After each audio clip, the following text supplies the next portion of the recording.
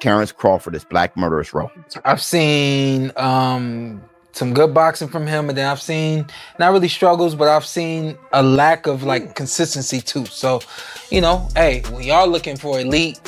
So, who's the weakest link at 160? Terence Crawford plays a black cop who ends up taking lives. I've watched him fight beautifully, and I've also seen him struggle to keep that same fire. Look, I get it, you're searching for greatness at 160. But who really stands as the weaker link? When you're the king, every move you make becomes a headline. And now, after rewriting history with that unforgettable performance against Canelo Alvarez, the man who's conquered nearly every division he's entered, Crawford's eyes are already locked on the next mountain to climb. You know, and if you look at his career, don't get me wrong, okay? He's a good fighter. But if you look at his career, mention one elite fighter. A masterful performance from Terence Crawford. And adding to it with that left hand. He delivered just one short, chilling message to the entire middleweight division, and everyone knew it was aimed at one man in particular. Test, it was a storm. It all began with a short video clip that instantly sent shockwaves through the fight world.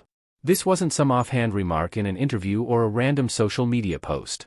No, this was a calculated move for power. Cameras caught Klimas seated beside Terence Crawford at the WBO meeting, and the two of them shared a knowing smile. Johnny, we're here, next. Looking for you. Looking for December 6th, how you gonna do it? If that name doesn't ring a bell, it should. Brian Crawford was moments away from calling out Janibek Alimkanieli, the reigning unified middleweight king. Klimas, his manager, didn't say a word, he just smiled, pointed straight at the camera, and locked eyes with it, sending a message louder than words ever could. I got my eyes on you, Janibek. Good luck. Janibek's first public response was so simple it was almost funny.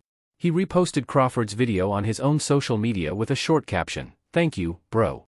The tone felt calm, almost dismissive, like an easygoing nod between two champions, a quiet, polite acknowledgement from one winner to another. Terrence's going to be transparent with it. I got my eyes on you, Janibek. That good luck sounds diabolical. Good luck. I don't want to hear that. I wouldn't want to hear that kind of good luck from Bud Crawford. All right, good luck. You know, that sounds like a threat.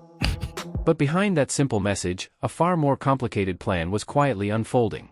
Hey Johnny, we're here, next. Looking for you. Looking for December 6th, how you gonna do it? I got my eyes on you, Janibek. Good luck. Janibek has a grand plan, one built on careful steps and dangerous turns. Every move comes with risk, but he's made it clear, unifying all four titles at 160 pounds isn't just his main goal, it's his only one. He wants to prove he's right, every single time. And he's not waiting around for Crawford to decide anything. Instead, he's determined to clean up the division himself. He's even told the public that Crawford doesn't need to fight Adam because Carlos Adams, the WBC title holder, already runs that class. Why? Because Janibek plans to finish the job himself. Now, somebody said 135 to 168. Very true. 35, 40, 47 for a while. See, some of that stuff isn't pit stops, right? 35 was there. 40, collect everything. Undisputed 47, campaign there, right? 54, 168, go back to 160. That's to be, that's 6 weight cut. You cannot say that's not better than Manny Pacquiao and Floyd. On December 6th, he's set to face Erislandy Lara, the WBA champion, adding to the IBF and WBO belts he already owns. But he's not stopping there, he wants Lara's crown too. After that, his sights are locked on Carlos Adams, aiming to snatch the WBC title and stand as the undisputed king of the middleweights. He won't be ready for Terence Crawford's challenge, not until every piece of gold is laid out across his table. This immediately raises a big question. Janibek seems full of confidence, so why hasn't he fought Carlos Adams yet? That's where things start to get messy, filled with rumors and tension. The fight for unification has been discussed for months, but every time, it somehow falls apart.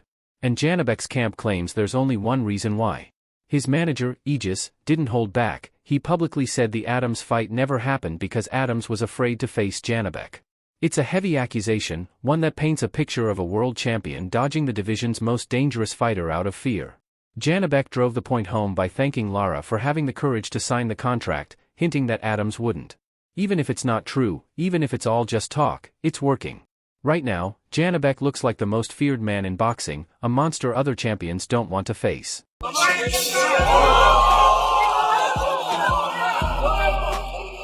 Problem with Janibek's bold, years-long plan is this: everything hinges on December 6th.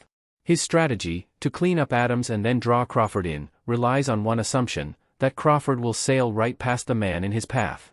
That man is Erislandy Lara. The American dream on paper, yet somehow, everyone, even Janibek, seems dangerously underestimating the 42-year-old Cuban legend. There's a potential big fight that could be made of the winner of this, and Terence Crawford could be looking at it. Just wanted to get each champion's thoughts on the potential of a mega fight if this can get acquired. Дайымыз біз әрине ондай жекпе-жектер біз үшін үлкен жақсы жекпе-жек болады, мен ойымша. Да, я готов. Это для меня будет очень хороший бой. И всем болельщикам. Yes, of course, it would be a very, very good fight, and I will be ready for it because it's a big fight, and I think everybody would be looking into it. According to interviews, Janibek is brimming with confidence. He claims he's studied Lara, knows his style, and doesn't expect much trouble beating him. That's a bold statement when you're talking about a man like Lara. He's one of the best of his generation, molded in the legendary Cuban amateur system, and has faced the very best. So, he's more than aware of Janibek's self-assured talk. When Lara heard about Janibek's dismissive words, his response was so simple it carried a quiet menace. "Think what you want," he said. "Let's see on December 6th. It won't be as easy as you think." Lara isn't there just for a paycheck, he's there to prove that the old lion still has claws and could shatter Janibek's entire kingdom alone. Janibek might pass the test against Lara, but his grand plan could crumble before it even reaches the next step because of a hidden problem in boxing's politics. Rumors suggest the IBF, one of the organizations Janibek holds a belt with, has a different path mapped out for him. It appears they've decided that the winner of Janibek vs. Lara must defend the title immediately against a rising challenger, a young, undefeated fighter named Austin Williams. Reports say the IBF will allow no exceptions. This is a fear familiar to boxing. Janibek could be forced into a choice. Does he chase his unification dream with Adams and risk the IBF stripping his belt? Or does he take the safer, less thrilling fight against Williams, letting his unbeaten streak and the potential Crawford showdown slip away? I really wouldn't say Janibek is unproven, but he really hasn't fought elite. Is he he's at the same boat as Boots right now? No. Okay. I don't think. See, that's the thing. Yeah. Boots is not overrated. Boots is just not in a position to get a championship title, or an opportunity yet. Okay. Janibek, I don't know what the belts are like on his side or whatever, but I know that there's some guys that he can get in the ring with that are elite, and he hasn't gotten in the ring with.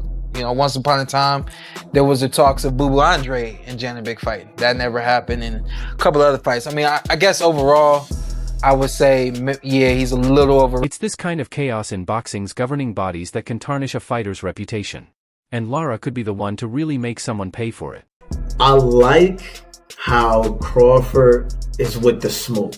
He's like you said, go ahead, only y'all do the work, and then I'm gonna go in there and I'm gonna just bring out the broom and sweep this shit. Right. I got Crawford beating Janibek. I got him beating Janibek.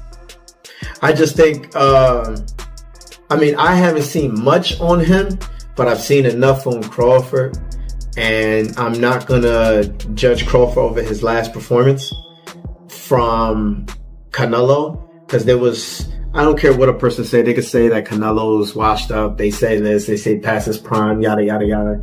That's not what I'm looking at. I'm looking at how he executed the plan and how he neutralized the threat. So he did a phenomenal job with that. Bowman came up with a great game plan for that. I really believe that Janibek can get outboxed. I think he's going to get outboxed. He goes into 160. It's all going to determine on how he look against Lara. This is the dangerous web Janibek is weaving. He's caught in the eye of a storm, facing three threats at once. There's the formidable legend Lara, the rival champion he dismisses as weak, and Crawford, the pound-for-pound king he's trying to lure into a trap. Meanwhile, the IBF, a powerful governing body, threatens to pull the rug out from under him. Is this the calculated master plan of a true talent? Or is it a reckless arrogance that could destroy him? Is Janibek's style about to be exposed for all to see? Could he be in for a brutal lesson, one that costs him his belts, his perfect record, and a shot at the biggest fight in boxing history? That's it for today's show. Don't forget to like, subscribe, and hit the bell so you won't miss our next episode. And drop a comment with your thoughts. We'll see you in the next show, so stay tuned. The battle but won the war. Okay. You know what I mean? But Terence right now, but as far as Terence, ain't nobody gonna beat him right now, man. Nah. Nobody, huh? No. Ain't nobody beating him, man.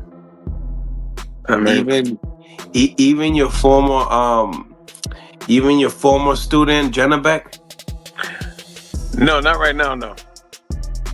I got him boxing Janibek, and then after that, just walk away. No, remember, you still gotta get out of Adonis, though. I hear you.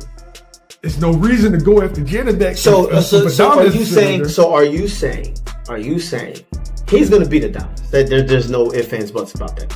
But he beats Janibek. He has Lara, his belts, and then Adonis. So he'll be a 4-time undisputed champion. Bro, he pulls that shit off. You like